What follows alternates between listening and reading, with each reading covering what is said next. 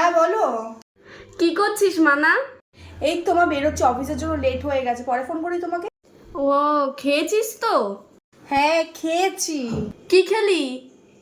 ফেনা ভাত খেয়েছি। মা, তুই ফেনা ভাত খেয়ে থাকবি? অফিসের জন্য লেট হয়ে যাচ্ছে, পরে ফোন করি।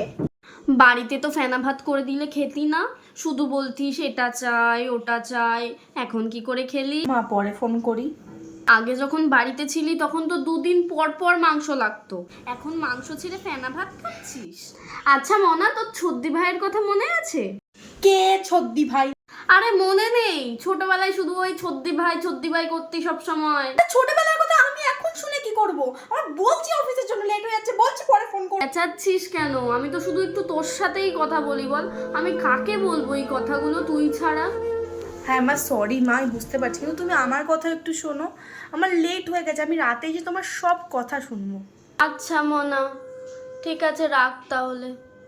আচ্ছা আচ্ছা শোন না মনা, ওই পাশের বাড়ি বাবাইদা আছে না, ও জানিস একটা মেয়েকে নিয়ে পালিয়ে গেছে। আরে ধুর ব্যাংক, ফোনটা